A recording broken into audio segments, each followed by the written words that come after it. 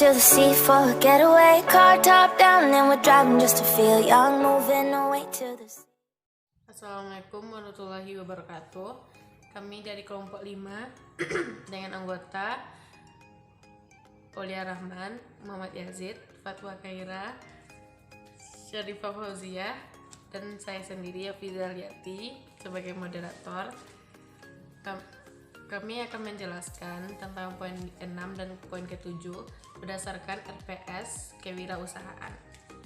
Materi pertama yaitu wirausaha di era revolusi industri yang akan dijelaskan oleh pemateri pertama yaitu Syarifah Fauziah. Kepada Syarifah Fauziah dipersilakan. Assalamualaikum warahmatullahi wabarakatuh. I'm Syarifah Fauziah from Group 5 and I will explain the first material about entrepreneurs in the fourth revolutionary era of industry. What is the fourth industrial revolution?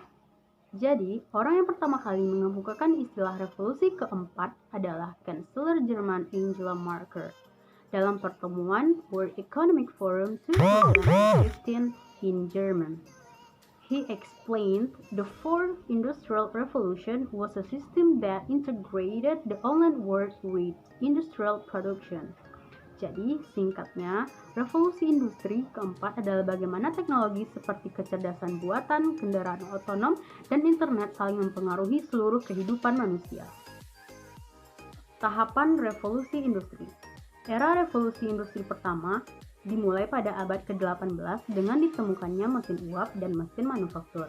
Era revolusi industri kedua dimulai pada abad ke-19 dengan adanya produksi massal mesin listrik dan standarisasi industri. Era revolusi industri ketiga ditandai dengan adanya komputer dan teknologi informasi yang terjadi pada abad ke-20. Sedangkan era revolusi industri keempat yaitu era revolusi industri yang terjadi pada saat sekarang ini. Teknologi seperti kecerdasan buatan, kendaraan otonom, dan internet saling mempengaruhi kehidupan manusia. The fourth industrial principle. Yang pertama yaitu interkoneksi atau interconnection. Merupakan interkoneksi atau hubungan antara manusia, mesin-mesin, alat-alat dalam berkomunikasi satu sama lain dengan Internet of Things atau Internet of People. Yang kedua yaitu transparansi informasi. Transparansi informasi memungkinkan seseorang mengumpulkan beragam jenis data yang penting dalam suatu proses produksi yang berguna dalam pengambilan keputusan. Transparansi informasi juga memungkinkan seseorang menganalisa dan mengidentifikasi area mana yang dapat dilakukan inovasi maupun improvisasi dalam proses produksi. Yang ketiga yaitu bantuan teknis. Bantuan teknis dengan informasi yang relevan dan penting memungkinkan pengambilan keputusan yang tepat dan pemecahan masalah dengan singkat.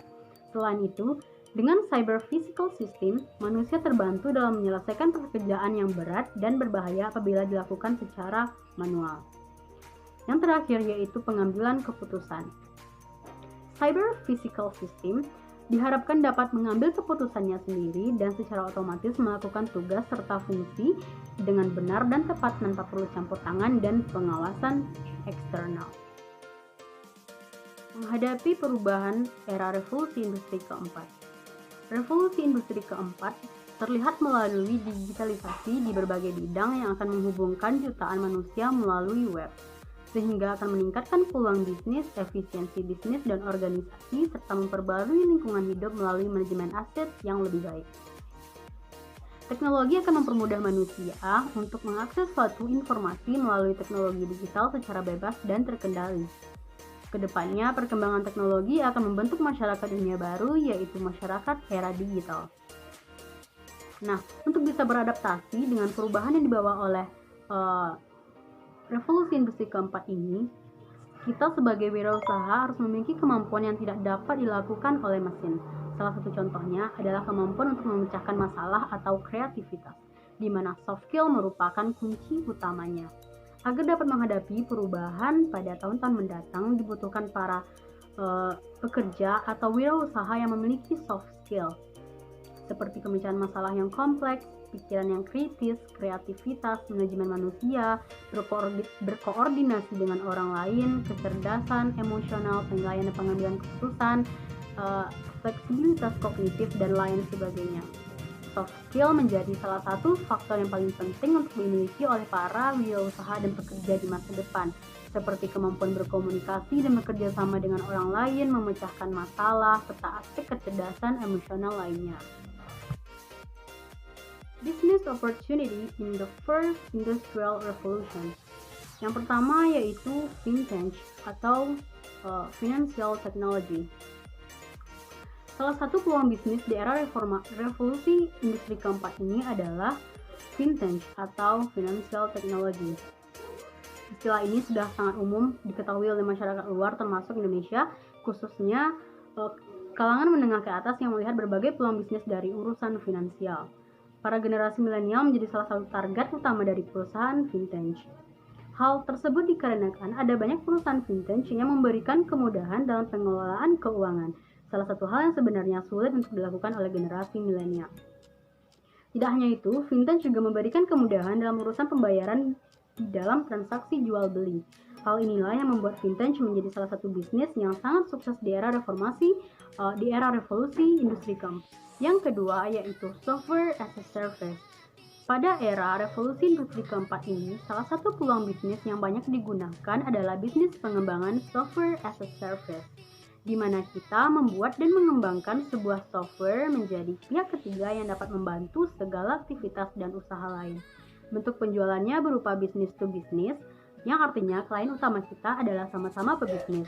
Contoh bisnis software as a service adalah aplikasi absensi, software payroll, software akuntansi, dan software retensi konsumen atau CRM. Yang ketiga yaitu cloud hosting. Cloud adalah salah satu teknik penyimpanan yang ringan dan sangat mudah untuk diakses. Pada dasarnya, kita sudah pernah menggunakan cloud tapi tidak tahu bahwa itu adalah cloud. Sebagai contoh adalah Google Drive dan Dropbox. Kedua cloud yang paling sering digunakan di dalam industri saat ini. Itulah yang membuat cloud hosting sangat laku di industri keempat saat ini karena sangat berdekatan dengan dunia industri dan proses bisnis. Selanjutnya yaitu bisnis jual beli online. Di era revolusi industri keempat ini, bisnis jual beli online semakin menjanjikan. Promosi yang tidak harus digambur-gamburkan serta tidak perlu menyediakan biaya operasional yang tinggi, membuat bisnis jual beli secara online semakin besar dan diminati di industri keempat ini. Cara pembayaran yang lebih mudah pun banyak ditawarkan pada saat ini. Tidak harus selalu pergi ke ATM untuk melakukan transfer uang, namun sistem pembayaran cash on delivery, virtual account, hingga berbagai pembayaran lewat perusahaan vintage telah membuat bisnis jual beli online terus berkembang sampai saat ini. Selanjutnya yaitu on-demand service. On-demand service juga merupakan salah satu peluang bisnis yang sering digunakan di industri keempat ini. Sebenarnya on-demand service sering digunakan oleh masyarakat seperti aplikasi transportasi online. Pada dasarnya, ini merupakan sebuah layanan jasa yang hanya muncul di sekitar kita jika kita menginginkannya. Bisnis yang fleksibel inilah yang membuat on-demand service semakin digemari di era revolusi industri keempat ini. Yang terakhir yaitu online marketing. Seiring dengan bergantinya arah bisnis ke dunia maya, industri pemasaran pun bergeser dengan cara yang konvensional ke arah digital. Kini online marketing telah dianggap begitu krusial sebagai bagian dari pemasaran sebuah bisnis. Visibilitas di internet memberikan potensi yang begitu luas kepada calon konsumen sehingga sebuah bisnis akan lebih mudah memasarkan produk mereka. Peluang itulah yang membuat kesempatan untuk membuka agensi untuk pemasaran digital online marketing terlihat begitu menarik dan ingin diikuti. Apalagi banyak perusahaan-perusahaan yang berlomba mencari strategi terbaik untuk kampanye digital mereka. Dengan kolaborasi bersama agensi yang ahli, maka sebuah bisnis akan meraup berbagai keuntungan yang baik untuk pertumbuhan bisnis mereka. Keuntungan dan dampak dari revolusi industri keempat. Yang pertama yaitu keuntungan dari revolusi industri keempat, yaitu yang pertama, efisiensi dan produktivitas meningkat. Keuntungan pertama yang kita dapat dari revolusi industri keempat adalah meningkatnya efisiensi produktivitas pada proses produksi yang kita lakukan. Kita dapat memproduksi volume barang lebih banyak dengan sumber daya yang lebih sedikit dengan bantuan teknologi yang ada. Yang kedua yaitu biaya yang lebih murah. Penggunaan teknologi serta mesin otomatis dapat memotong biaya produksi yang cukup besar, seperti gaji karyawan, uang makan, dan lain sebagainya. Nah, penggunaan cyber physical system memungkinkan perusahaan manufaktur memproduksi barang dengan cepat dan aman dibandingkan dengan tenaga manusia. Hal ini membuat peranan manusia terhadap proses produksi semakin kecil. Apabila di era terdahulu membutuhkan 20 orang untuk memproduksi sebuah mobil, sekarang mungkin hanya membutuhkan 3 orang untuk membuat robot industri. Seperti itulah contohnya. Yang ketiga yaitu manajemen risiko yang lebih baik. Manajemen risiko perusahaan manufaktur juga menjadi lebih baik. Hal tersebut disebabkan karena berkurangnya risiko seperti human error dan yang dapat menghambat proses produksi. Penggunaan artificial intelligence adalah satu cara yang dapat dilakukan perusahaan dalam meminimalisir risiko yang dapat menghambat proses produksi. Selanjutnya yaitu identifikasi dan pemecahan masalah yang lebih cepat. Keunggulan selanjutnya adalah dengan menggunakan teknologi dan informasi digital pada industri perusahaan dapat mengontrol dan mengelola data dan informasi secara aktual dan cepat. Dengan ini, perusahaan dapat secara cepat dan tepat mengatasi permasalahan yang terjadi, sehingga tidak menjadi masalah yang besar dan dapat mengganggu sebuah operasi dalam perusahaan.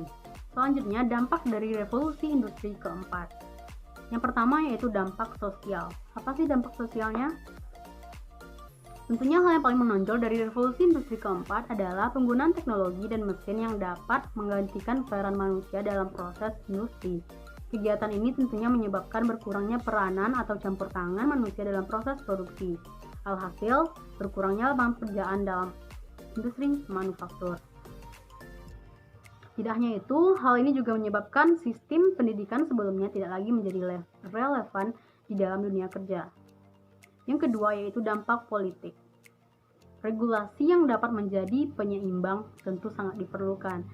Satu sisi industri yang keempat diperlukan untuk memenuhi kebutuhan permintaan akan produk dengan harga yang terjangkau, sedangkan di sisi lain penggunaan mesin menyebabkan tingginya angka pengangguran yang dapat berakibat pada iklim ekonomi secara keseluruhan. Yang terakhir yaitu dampak ekonomi. Dampak ekonomi yang terjadi seperti perubahan terhadap beberapa model bisnis sebelumnya. Tingginya biaya yang diperlukan untuk sebuah perusahaan dalam mengimplementasikan industri keempat. Selain itu, penanaman modal berlebihan terhadap teknologi akan menghasilkan keuntungan ekonomi untuk perusahaan tersebut. Faktor seperti teknologi baru atau mesin baru dapat menyebabkan kerugian dari investasi teknologi sebelumnya. Assalamualaikum warahmatullahi wabarakatuh. I'm Aulia Rahman. I will explain about the opportunities and challenges of entrepreneurship in the era of information technology. So, before I start, I will apologize if there are mistakes in the pronunciation that I confirm.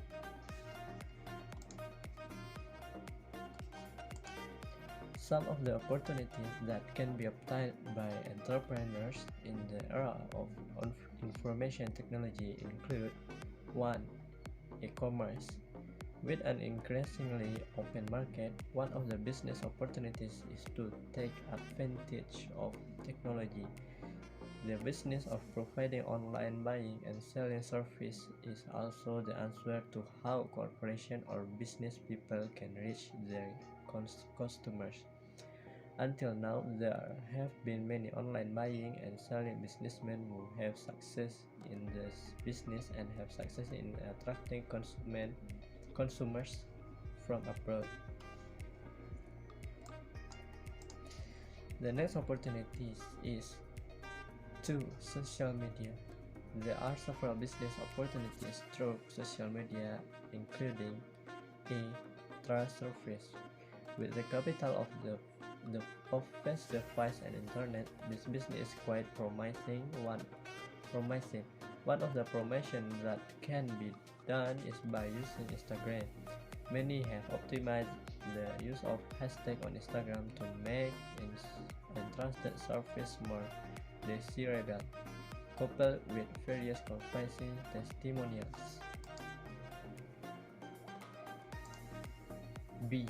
Translation service. Many companies or institutions require by document in foreign language. It can be in form of proposals, documents, manuscripts, and others. Of course, this can be a separate opportunity to increase income. C. Content writer can market this writing service on social media or can search on various freelance websites. Lots of people need content writer service from large companies to MSMEs, micro, small, and medium enterprise, which have blogs or website. And the next opportunity that can we get in the era of information technology is mobile apps. Business opportunities through mobile apps, namely the distribution of various kinds of information in general, such as price, news feed, user account, order forms, messenger, and others, can easily be accepted by customers. So all the information you want to give to customers, such as promotion or special sales, can be easily shared. For example, by using the push notification feature, entrepreneurs can easily interact with customers directly and provide information about the product and service offered. Then I will explain some of the challenges of entrepreneurs in the era of information technology, including A. Speed. Just like technology that requires entrepreneurs to be adaptive. Today, society demands fast and practical products and services, and if the business owner cannot fulfill this desire, the consequence is that the business will be slowly abandoned by customers. Business owners can solve this by collaborating with existing technology. Businesses that are combined with technology can go faster because they keep up with market development. The next challenge for entrepreneurs in the era of information technology is a changing society. Apart from inventing quickly and practically, the challenge of today's society is that they are constantly changing, both in terms of fastest when need. Today's society is easily bored with one thing and has quite complex desires. They are also smarter in choosing which products are suitable for them and which are not. This is a challenge because it requires business owners to often rack their brains and innovate in creating products and services. Maybe that's all for me. Sorry for my mistake. The next material will be explained by my friend. Okay everyone, I would like to explain about my presentation on business management. And before I start this presentation, if you're catching a mistake on my word, including the pronunciation or grammar, I'm really sorry because I'm still learning in English. And let's start with our topic today. It's about business management. Business management have 4 parts that really important to build a business management. It's explanation about business management, the functions, the components, and the plan. And let's go next to the explanation of business management. Business management is an activity to planning, doing, and watching a business. The purpose of this activity to make accomplish to our business purposes. And a business management, you can give a meaning like a plan to reach your marketing target. And without any business management, you cannot get any profit on your business. And let's go next to the functions of business management. The first one you have to know about this function is planning. To build a very good business, you have to know about the planning of your business. And planning of business management is marketing planning, product planning, promotion, and bookkeeping, etc. And this planning has be written very good, very clear, because this will be the main move of your business forward. And the second one is organizing or grouping. Organizing, it's about your workers. I mean, like, if you have already have a plans, and you have to make a group of workers, and make sure all of the work position is the same as their skill on their department, like that.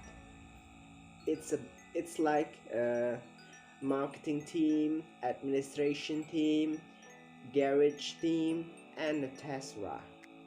And next to the third one is staffing. Staffing, it's about your resources, and resources in your factory, like your material of product, your production machine, your support equipment or utensils, and etc. It has to be very clear and organized. And if you want this or your business to be more developed like that, I'm sorry, my English is very bad. And the allegiance of that resources has to be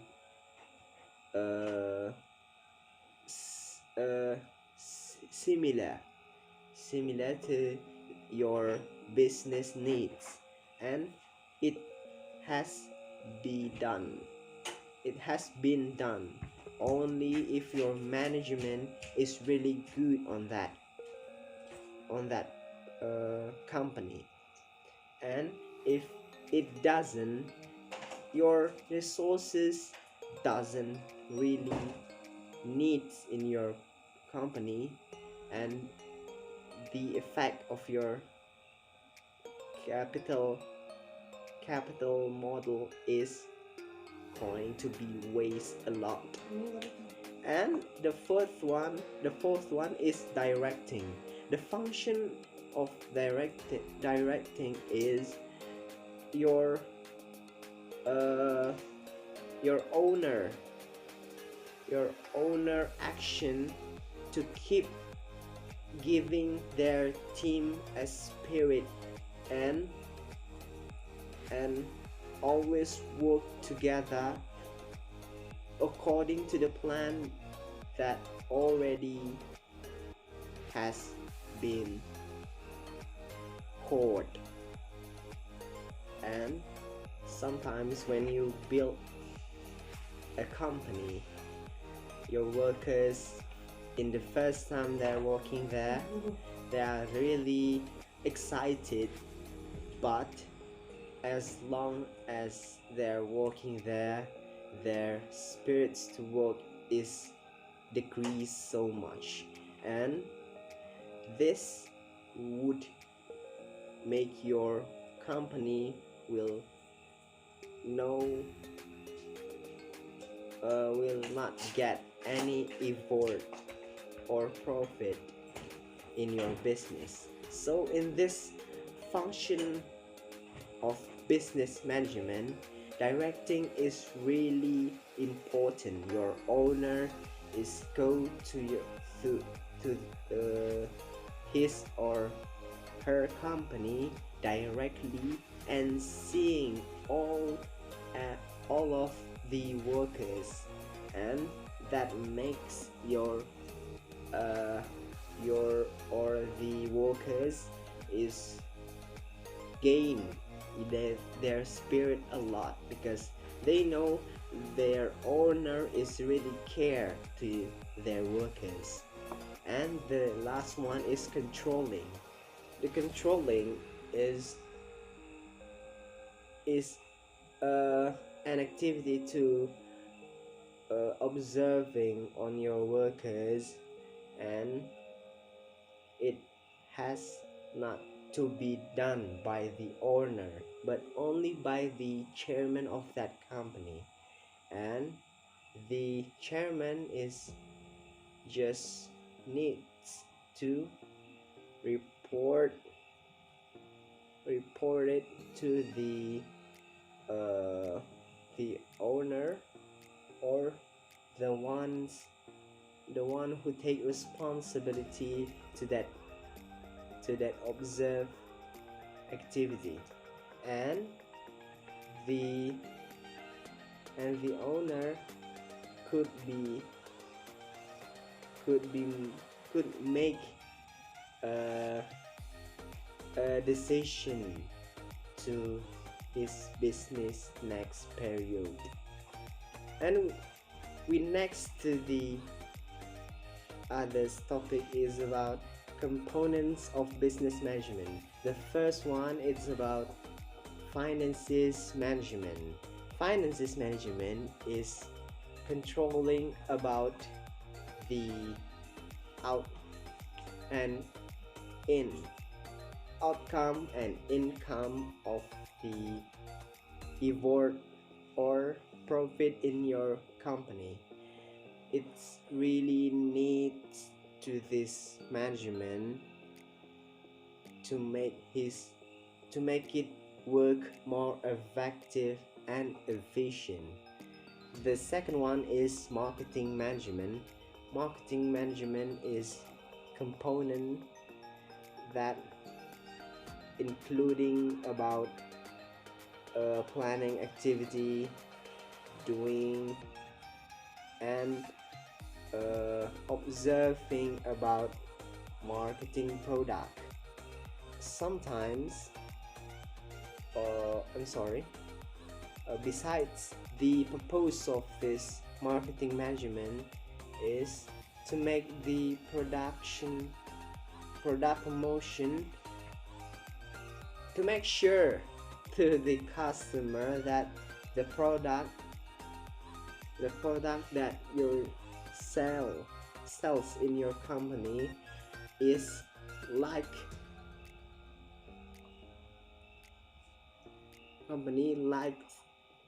to them.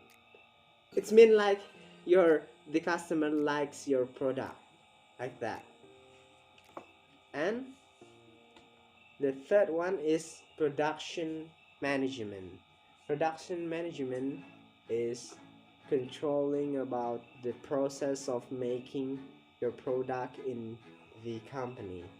It's about the function of production machine operator, production operator, and the material brewing that used to make your product, something like that.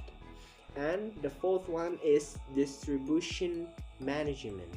Distribution management it's about an activity and a management activity to make sure the way of the way of product distribution is right. It means like the product delivered to the customer with the very good condition. There's no damage on that product at all. And the last one is management of human resource. The management of human resources, it's about an activity to controlling the workers. it's include about their attitude on their working parts, or on their department, something like that. And the last one is business management plan. Planning of business management. And the first one you have to do is make a purpose of your company and your business target. And the second one is to make a strategy to accomplish your purpose. And the third one is you're looking for your resources that you need. And the last one is to make the standard operation working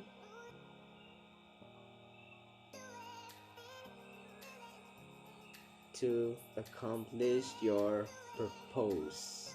Okay, the last one of our topic today is about what is really important of this business management. So the first one is to increase the power and usability. The second one is to reduce the waste. And the third one is to accomplish your accomplishment and purposes is more regularly. And the last one is to trigger the development of your business growth and the development of your business. And don't go anywhere, because after this there are a few of explanation of their presentation from my friend. Thank you so much and goodbye. Assalamualaikum warahmatullahi wabarakatuh. Saya Fadwah Khaira dan saya akan menjelaskan mengenai membangun organisasi usaha. Sebelum kita mengetahui apa itu dan bagaimana cara membangun organisasi usaha, tentu kita harus mengetahui mengenai apa itu organisasi dan apa itu usaha, serta apa itu organisasi usaha.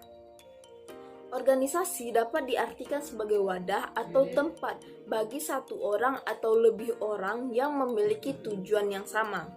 Sedangkan usaha dapat diartikan sebagai kegiatan yang dilakukan seseorang dengan mengerahkan tenaga, upaya, dan kreativitas serta kepandaian untuk membuat suatu produk, pemasaran, dan mengembangkannya menjadi produk yang lebih baik. Unsur-unsur pengorganisasian adalah suatu kelompok orang yang telah diarahkan agar dapat bekerja sama, melakukan kegiatan yang sudah ditetapkan, kegiatan yang diarahkan untuk mencapai tujuan bersama. Manfaat dalam hal pengorganisasian ini yaitu untuk membagi tugas-tugas agar bisa sesuai dengan kondisi perusahaan, menciptakan spesialisasi saat menjalankan tugas, serta personil dalam perusahaan mengetahui tugas apa yang akan mereka jalankan. Maka, secara garis besar, organisasi usaha adalah suatu bentuk kerjasama antara sekelompok orang dengan kelompok lainnya yang mempunyai tujuan yang sama dan bekerja sama untuk mencapai tujuan bersama. Selanjutnya, tujuan dan fungsi dari organisasi usaha. Tujuan adanya organisasi usaha ini adalah untuk menyatukan pendapat orang-orang yang memiliki ide dan kreativitas yang sama atau sejalan agar dapat bekerja sama secara efektif dan efisien dalam mencapai tujuan bersama. Fungsi dari organisasi usaha itu sendiri yaitu lebih ke arah pengusahaan dan pengorganisasian orang-orang yang memiliki ide dan kreativitas sama itu agar menjalankan rencana dan tujuan usaha. Selanjutnya, jenis organisasi usaha. Berdasarkan tujuannya, organisasi usaha dibagi menjadi dua bagian, yaitu organisasi sosial dan organisasi komersial. Organisasi sosial merupakan organisasi yang mencakup sekumpulan orang atau masyarakat yang memiliki satu tujuan, sehingga dapat membangun sebuah organisasi sebagai sarana partisipasi masyarakat atau rakyat untuk ikut serta dalam membangun bangsa dan negara, terlebih lagi dalam bagian ekonomi. Organisasi sosial terbagi atas dua organisasi, yaitu organisasi formal dan organisasi informal. Organisasi formal yaitu organisasi yang dibentuk oleh sekumpulan orang dan memiliki suatu struktur yang baik yang menerangkan mengenai hubungan-hubungan otoritasnya, kekuasaan, akuntabilitas, dan tanggung jawab serta memiliki kekuatan hukum. Struktur yang ada juga menerangkan bagaimana bentuk saluran-saluran melalui apa komunikasi berlangsung. Kemudian menunjukkan tugas-tugas terspesifikasi bagi masing-masing anggotanya. Selanjutnya, organisasi informal. Organisasi informal berbeda dengan organisasi formal yang mana memiliki kekuatan hukum, sedangkan organisasi informal tidak memiliki kekuatan hukum. Keanggotaan pada organisasi-organisasi informal dapat dicapai baik secara sadar maupun tidak sadar, dan kerap kali untuk menentukan waktu eksak seseorang menjadi anggota organisasi tersebut. Sifat eksak hubungan antara anggota dan bahkan tujuan organisasi yang bersangkutan tidak terspesifikasi. Contoh organisasi informal yaitu pertemuan tidak resmi seperti makan malam bersama. Tadi kita telah membahas mengenai organisasi sosial dan pembahasannya, serta pembagian dari organisasi sosial itu sendiri. Selanjutnya, organisasi komersial. Organisasi komersial didefinisikan sebagai organisasi yang bekerja dengan tujuan tunggal dan mendapat untung dari kegiatan bisnis. Organisasi komersial merupakan organisasi yang dibentuk dengan tujuan mendapatkan profit dan meningkatkan kemakmuran organisasi tersebut beserta orang-orang yang terlibat di dalamnya. Pada dasarnya, organisasi ini terdiri dari berbagai macam jenis, di antaranya 1. Perusahaan perorangan. Perusahaan perseorangan adalah suatu perusahaan atau bisnis yang dimiliki oleh pemilik tunggal, sedangkan pengusaha perorangan adalah pemilik dari suatu perusahaan perseorangan. Individu dapat membuat badan usaha perseorangan tanpa izin dan tata cara tertentu. Semua orang bebas berkembang membuat bisnis personal tanpa ada batasan untuk mendirikannya. Selanjutnya, perseroan terbatas atau lebih dikenal dengan PT.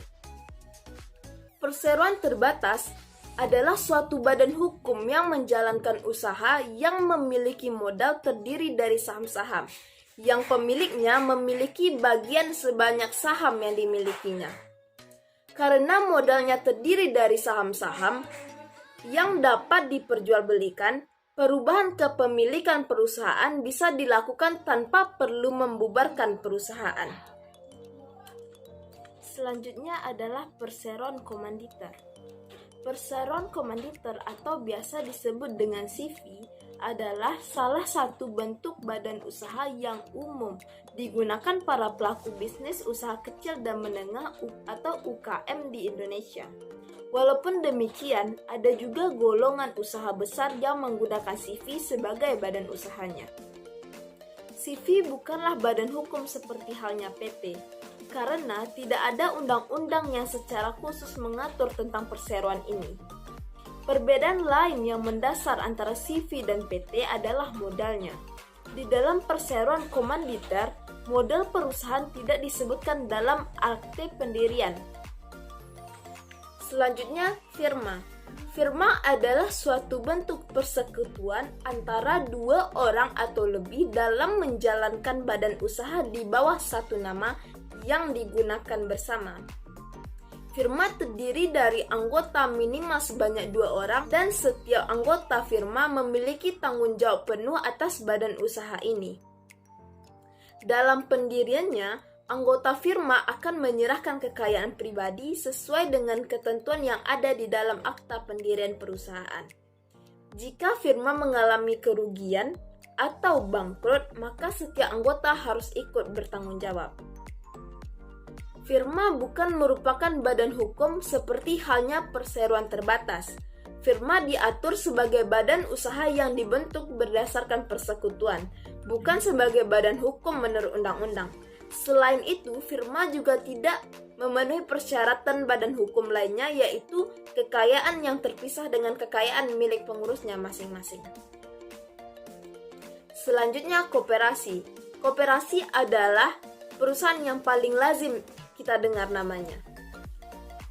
Sesuai dengan Undang-Undang Nomor 17 Tahun 2012 Pasal 1, koperasi dapat didefinisikan sebagai badan hukum yang didirikan oleh perseorangan atau badan hukum koperasi dengan pemisah kekayaan para anggotanya sebagai modal untuk menjalankan usaha, yang memenuhi aspirasi dan kebutuhan bersama di bidang ekonomi, sosial, dan budaya sesuai dengan nilai dan prinsip koperasi. Sebelum membangun organisasi usaha, tentu kita harus mengetahui apa cara yang harus kita lakukan dalam membangun organisasi usaha sehingga organisasi usaha itu dapat menjadi organisasi usaha yang sukses. Yang pertama, membuat visi dan misi. Membuat visi dan misi merupakan hal yang paling penting dalam membangun organisasi usaha. Visi dapat berupa suatu tujuan yang hendak dicapai oleh suatu organisasi. Untuk mewujudkan visi tersebut, kita harus menentukan adanya misi yang jelas, sehingga visi tersebut dapat tercapai. Yang kedua, membuat aturan. Aturan terdiri atas batas-batasan yang harus dimiliki dalam suatu organisasi. Tanpa adanya aturan yang jelas, tentu dapat mengakibatkan para anggota melakukan penyimpangan yang bisa jadi merugikan organisasi tersebut di masa yang akan datang. Selanjutnya, membuat struktur organisasi yang terarah. Membuat struktur organisasi yang terarah yaitu seperti membuat pembagian kerja yang jelas bagi seluruh karyawan sehingga pekerjaan yang ada dalam organisasi usaha tersebut dapat terarah dan terjalankan sesuai strukturnya. Yang 4, merekrut sumber daya yang baik. Suatu organisasi tidak akan bisa berjalan tanpa adanya sumber daya. Oleh karena itu, penting sekali untuk memilih sumber daya manusia yang profesional dan kompeten dalam bidangnya untuk mengisi setiap bagian dalam struktur organisasi tersebut. Selanjutnya, menegaskan mengenai masing-masing peran dan tanggung jawab. Banyak organisasi yang akhirnya tidak sukses karena mereka yang ada di dalamnya tidak memahami peran dan serta tanggung jawab mereka. Jadi, kita harus menekankan dan menegaskan peran masing-masingnya agar organisasi dapat berjalan dengan lancar. Yang keenam, membuat rencana kerja. Dengan adanya rencana kerja yang baik, semua kegiatan dalam organisasi tentu akan berjalan dengan baik juga. Jadi, sangat penting bagi kita untuk membuat rencana kerja sebelum membangun organisasi usaha. Yang ketujuh, membangun profesionalisme.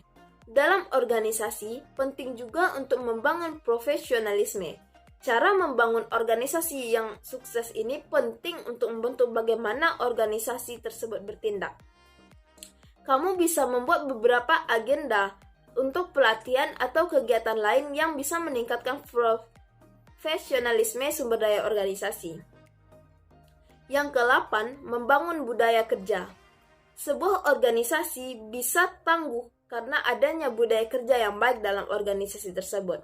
Salah satunya budaya tersebut adalah toleransi yang tinggi dan rasa saling menghormati. Selain itu, budaya kerjasama juga sangat penting untuk dibangun dalam sebuah organisasi.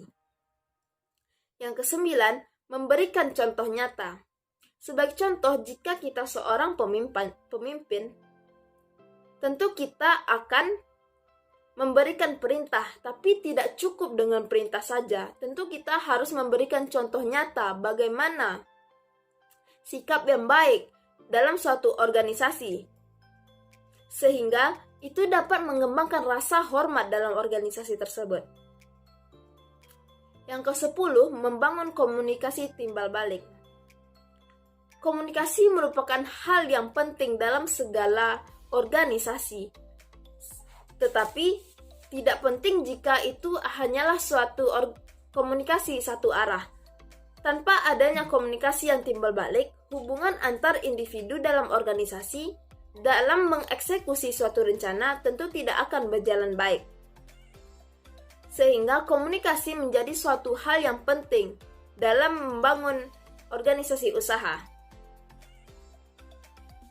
Baik, sekian pemaparan materi dari saya. Selanjutnya akan dibahas oleh teman saya.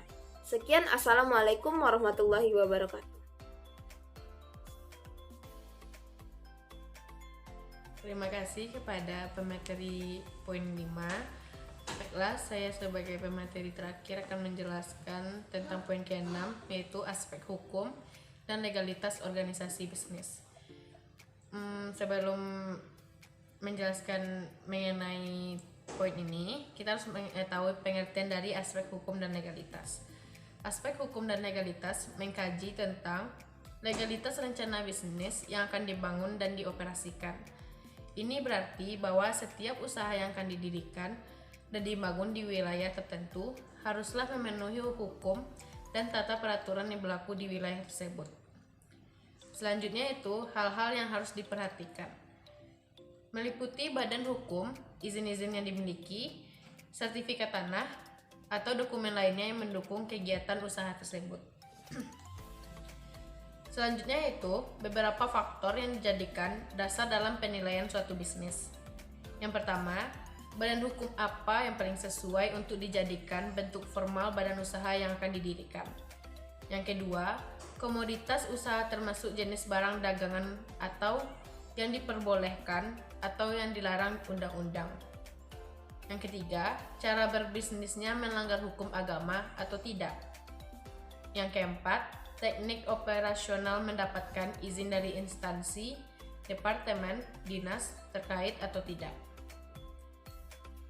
Poin selanjutnya yaitu tujuan aspek hukum dan legalitas. Ada 5 tujuan. Yang pertama, menganalisis legalitas usaha yang dijalankan. Yang kedua, menganalisis legalitas produk yang dihasilkan. Yang ketiga, menganalisis ketepatan bentuk badan hukum dengan ide bisnis yang akan dilaksanakan. Yang keempat, menganalisis kemampuan bisnis yang akan diusulkan dalam memenuhi persyaratan perizinan. Yang kelima, menganalisis jaminan-jaminan yang bisa disediakan jika bisnis akan dibiayai dengan pinjaman.